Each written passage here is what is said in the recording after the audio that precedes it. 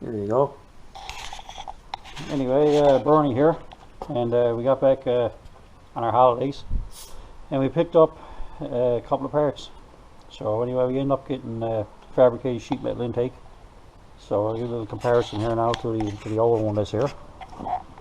So turn around over here. You can look at them side on. Obviously the 92mm throttle body is a lot bigger than this factory one. The height, on the other hand, if you're looking over the top of it, it's still lower. Throttle body doesn't seem to be much difference in it. But anyway, that's what we're going to put on. The problem was the other intake was actually hitting the hood right here, and I had Play-Doh put onto it just try to see how low it goes down, but it was still hitting. So anyway, we got this one, and this area here, there's actually clearance in the hood from it, and right now this is the same height pretty well as the alternator. So it we already checked it, it doesn't hit. So anyway, so we got that, and we already have the intake taken off the car, as you can see. So we're going to screw it on here now momentarily. But when we go and check over here, the interesting thing part, you're going to say, well, why did we go with this other than it was hitting and we had this one shaved?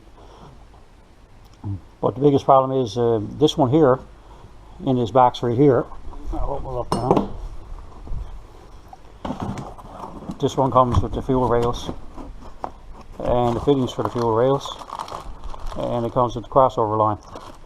So to hook the A and fittings onto it, if I had to go buy the aftermarket lines to fit on this intake here, with the crossover to it, with the fittings, I think it was like $230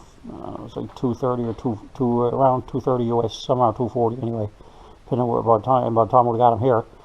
This whole intake here was $400 US, and it came with the rails, so it was a little upgrade for the intake. So, and when we come over here to the throttle body, if you actually bought the jegs throttle body, I think it's $250 US, or you can get it a little cheaper from jegs, but it doesn't come with the sensors. But it actually, through eBay, this throttle body in 92 or 103 is the same price. This was $79 US with the sensors. So obviously we converted over to Canadian because we were in Canada. But so I mean, in the long run it was a little bit more expensive, but it's going to make us stuff a little bit easier, especially with the plumbing and the fuel lines and stuff in. So alright, so anyway, we're going to get around the car and see how it looks. Yeah, okay, so we got the intake bolted on, the rails are on, ejectors are not on because I don't have them yet. So it comes with this piece right here for the on the end of the fuel rails. So this crossover tube is what's supposed to be there. It won't clear the alternator where we're using the truck mount system. So we ended up doing, went down and got some ORB fittings from Princess Auto, and we're going to run the fuel lines up. We're going to run the main fuel line up underneath the intake, dash 10, put it to a wide of 2/8, and that'll feed the front of the fuel rails. And we come out the back. The plan is to run on each side of the fuel rails into a fuel pressure regulator, then feed it back to the tank, and hopefully that should be enough. So it should be a most part a dash 10 feed and a dash 8 return, so it's should supply enough fuel, shouldn't starve it anyway. So I'm going to run a few more, see if we can get some of the hoses tidied up tonight, and see how it goes. Okay, so we've been continuing on with the fuel lines, and obviously we don't have these connected up yet. There's never been fuel in the tank, so this is 10 A in and that's 8 A in, so I'm going to probably cut them out with some new bungs and put some 10 A in. So we'll go from there to the filters, and as we travel along You can see we got the 2 8A ends coming out of the pumps, going to a Y connector, and that goes to a 10A in, and this 8A in return. And we got our strap pretty good all the way down on the car. Just move ahead a little.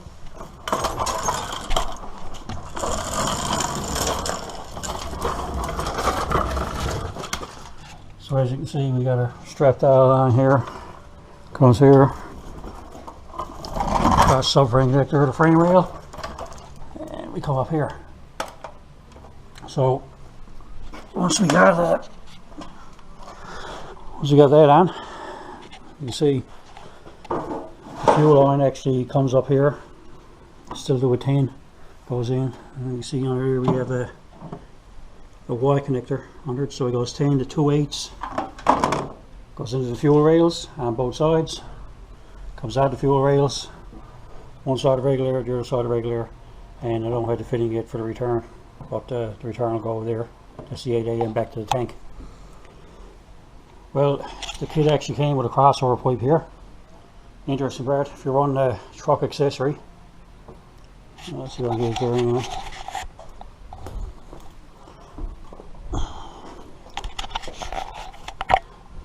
Run the truck accessory with the jegs. I guess this is made by a lot of companies, because I don't know if jegs actually makes anything.